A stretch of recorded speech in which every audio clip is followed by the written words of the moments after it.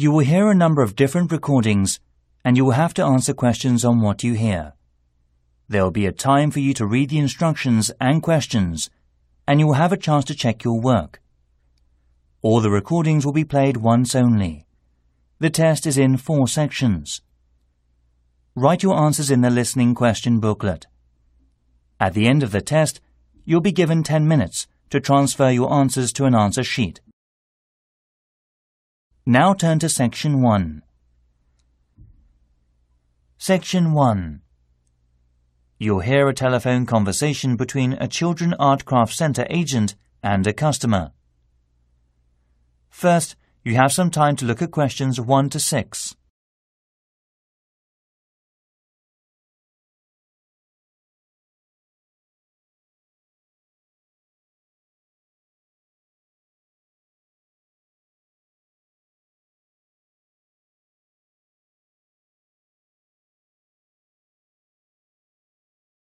You'll see there is an example which is done for you. On this occasion only, the conversation relating to this will be played first. Good afternoon, Holborn Children Art and Craft Centre. May I help you? Oh yes, hello there. I'm interested in the children's handcraft class. Can I have a little more information, please? Do you mean the art and building workshops? Yes, a friend of mine mentioned them. Your company workshop is offering a creative mind through painting and building. Is that right? Yes, of course. First of all, we run the class every Friday between 1 p.m. and 2:30 p.m. after our lunch break. Running time is every Friday, so every Friday has been written on the form. Now we shall begin. You should answer the questions as you listen, because you will not hear the recording a second time.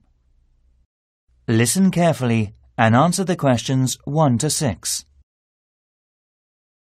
Good afternoon, Holborn Children Art and Craft Centre. May I help you? Oh yes, hello there. I'm interested in the children's handcraft class. Can I have a little more information, please?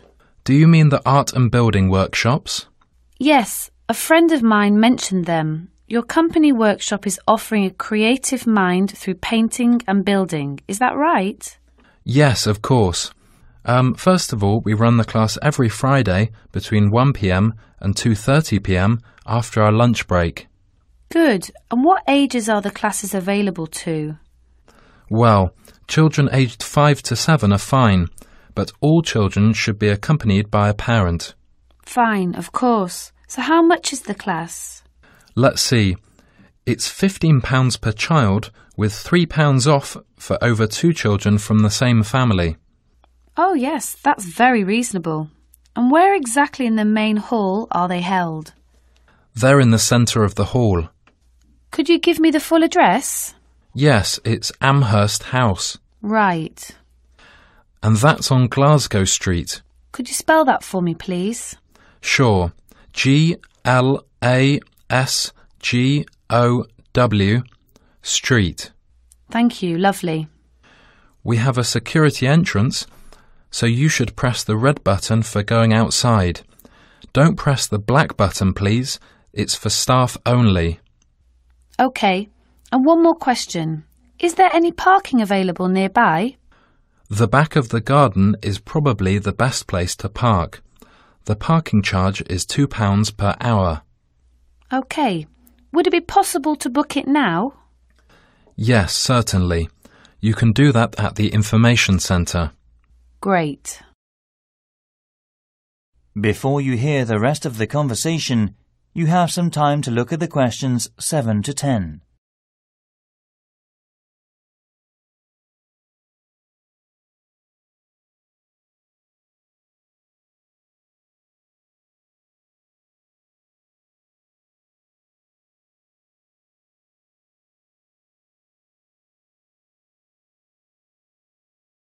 Now listen and answer questions 7 to 10.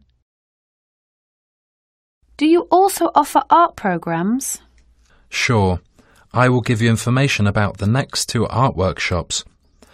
On October the 17th, there's a warship building workshop. Oh, that sounds great.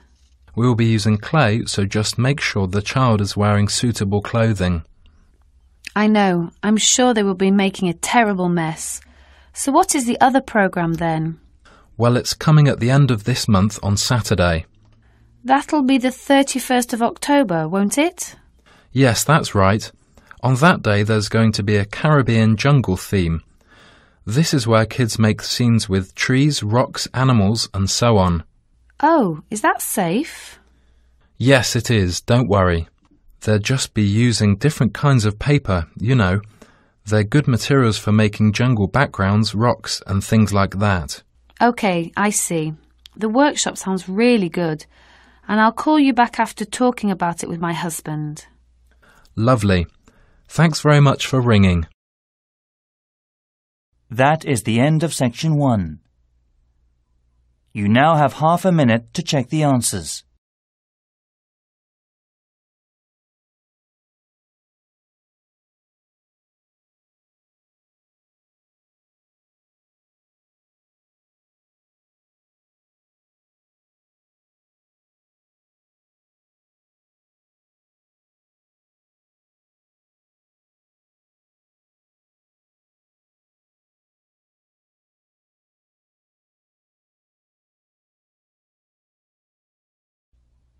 Now turn to Section 2.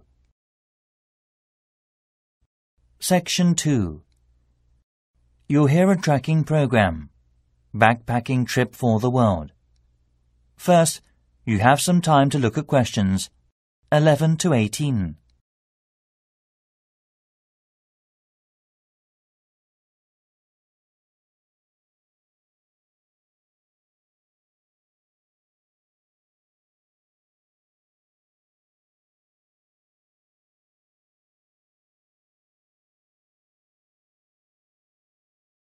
Now listen carefully and answer the questions 11 to 18.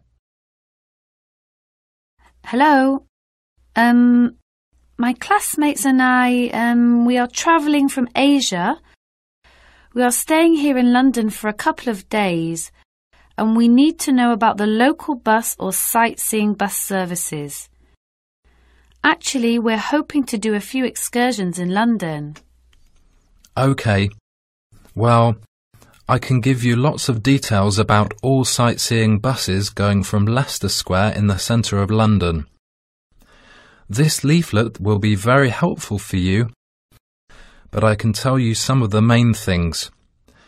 We're here on Tottenham Court Road. You can save some money and do a bit of exercise by walking down Charing Cross Road for about 15 minutes. There are movie theatres and many souvenir shops around there. Are there any local buses that go there? Actually, we're exhausted and have lots of unpacking to do. Sure, you can take the 381 or 108 bus from across the road. It takes about 5 minutes. Or you could take the tube and head south on the Northern Line, but remember the tube is more expensive than the bus. It's up to you. Thanks. By the way, is the British Museum around here? A friend of my friend recommended it to me. It is a great building in the UK, isn't it? Yes, it's so big. It's just around the corner, 3 minutes by foot. There are a number of interesting exhibitions. Basically, the Great British Museum is a museum of splendid heritage, human history and culture in London. So its collections, the number of which is more than 7 million objects or so, are among the largest and most comprehensive in the world, and originate from all continents, illustrating and documenting the story of human culture from its beginning to the present. Amazing! 7 million objects? How much is the entrance fee? It's free of charge. Really? Why? I'm just wondering.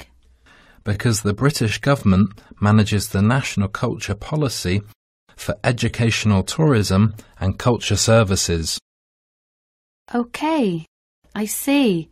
So I'll go there first.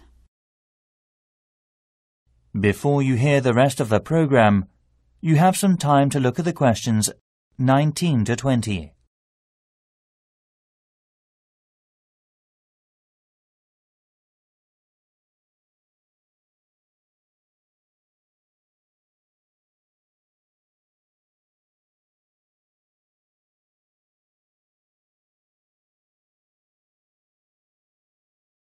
Now listen and answer questions 19 to 20.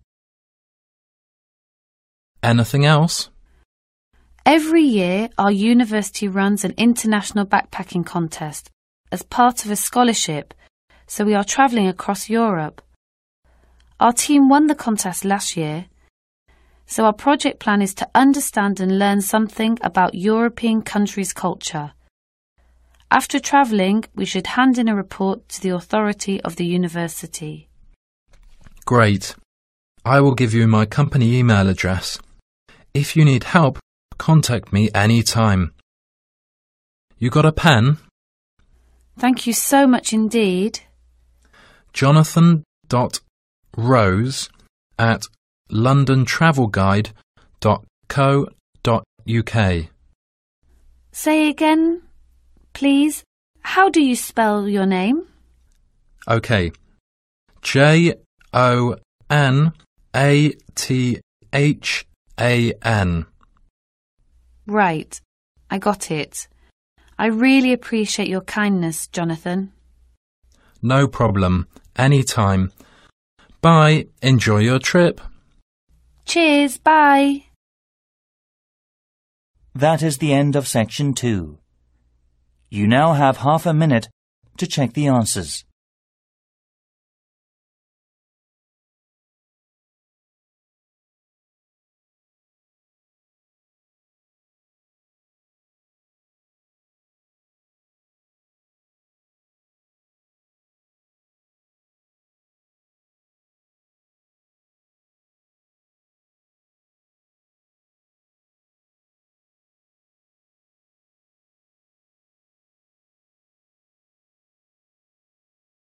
Now turn to section 3. Section 3. You'll hear a conversation between student Tom and a tutor about a marketing mix program. First, you have some time to look at questions 21 to 26.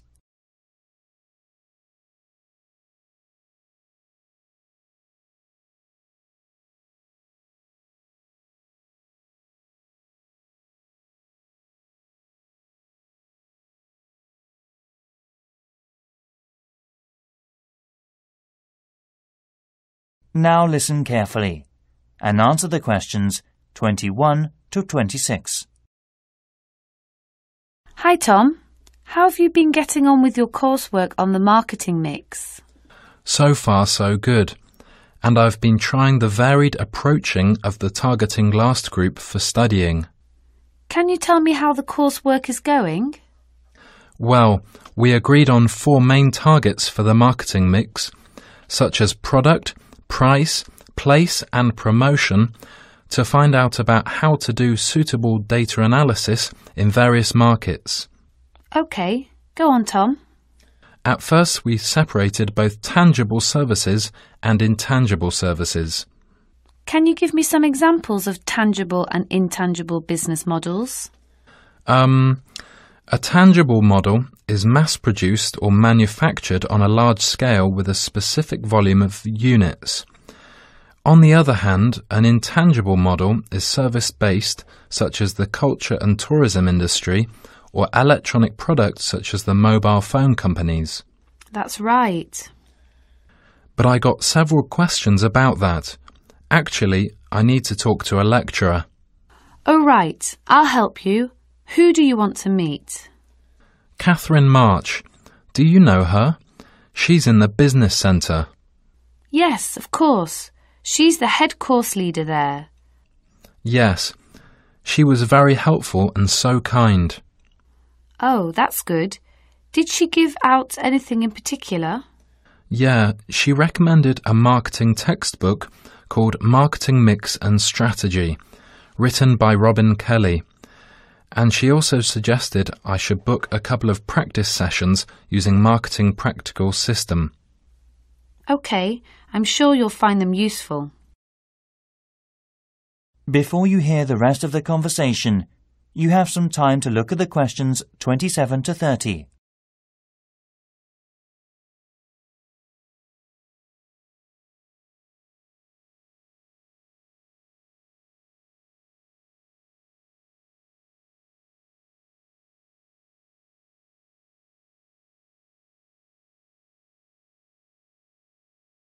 Now listen and answer questions 27 to 30.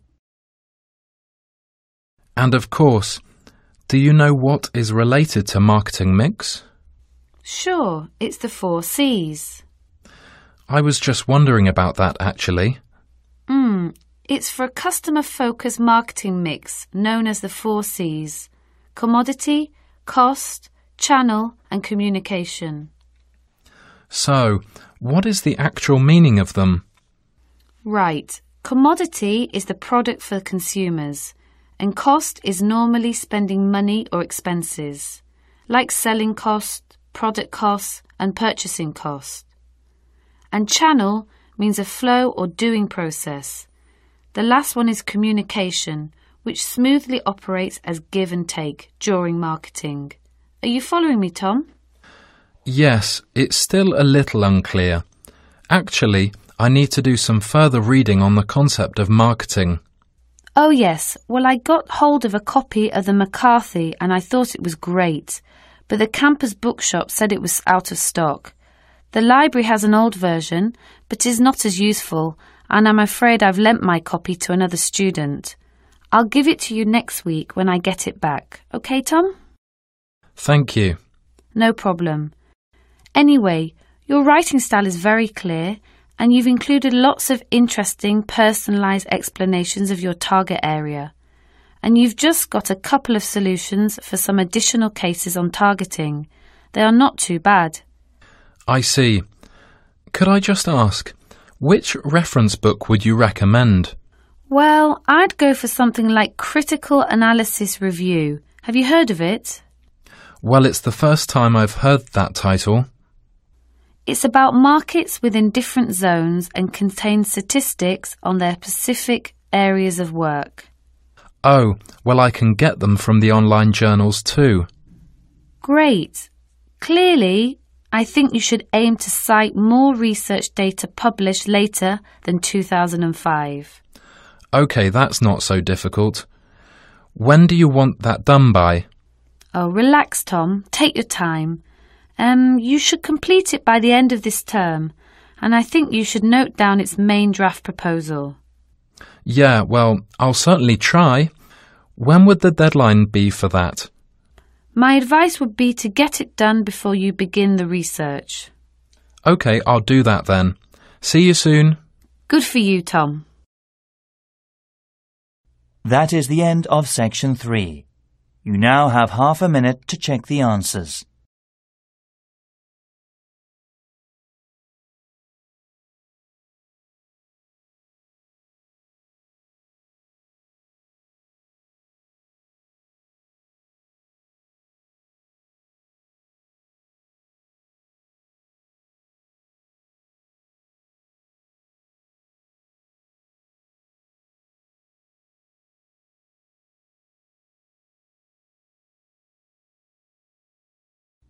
Now turn to Section 4. Section 4. You'll hear part of a lecture given by an anthropology professor. First, you have some time to look at questions 31 to 40.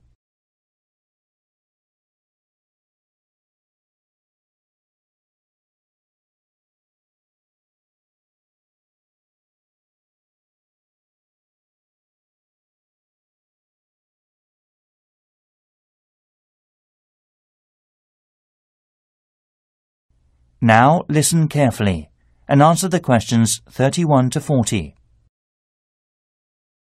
Tonight I'm going to talk to you about the history of tea. These days, there are lots of chances to drink tea.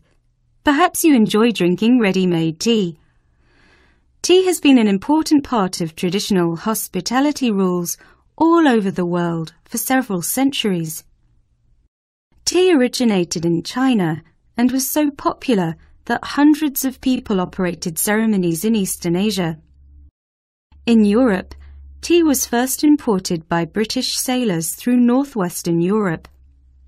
It was then delivered by Dutch maritime traders in the 16th century. At that time, tea became available via Moscow from the Far East to Europe. Tea also stood for independence, as shown by the symbol of the American eagle from the Boston Tea Party. In the last 400 years, tea leaves became available and practical throughout Asia and Europe. But the way people drank tea was changed a little.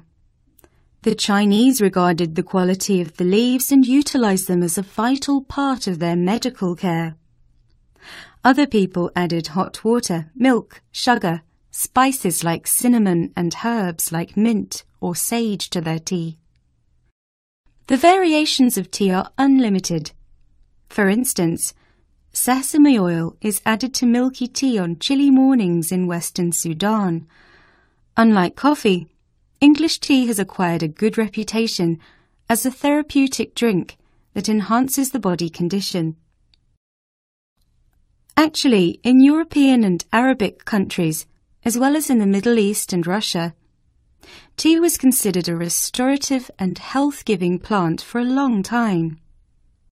According to Cornelius Blanchart, a physician from Holland, mentioned that to keep good health, people should drink at least 8 cups a day. However, over 50 cups a day could cause severe health problems. While European coffee houses were frequented by men for things such as business meetings, middle-class women spent the tea time with guests in the house. With the arrival of the 19th century, the price of tea decreased, and the common people took the chance to drink tea with enthusiasm. Luxury tea was sold in tea bags, which were made of cotton to suit the upper classes. Nowadays, although tea and coffee consumption has become a significant part of society, a few Islamic groups prohibit drinking tea because it contains the stimulant caffeine. From the Middle Eastern tradition of the nomadic Bedouin, guests are served with tea topped with cardamom and glasses of sugared tea, refilled by the host in the guest tents. For over 1,000 years, Arab traders have been bringing the tea culture of Islamic customs to northern and western Africa. The tea was boiled with a lot of sugar for a long time. In India, tea drinking keeps an important custom of daily life going. The Indians are accustomed to drinking it with milk. Chai, as they call it, means boiling milk, adding tea, sugar and some spices. This process of making tea has spread throughout the world. Surprisingly, the custom of making tea mixed with milk or water in cafes has been carried over to the preparation of instant beverages. Today, at conferences and seminars in Britain, tea remains the most commonly served beverage. Okay, that's the end. Are there any questions so far? That is the end of section 4. You now have half a minute to check the answers.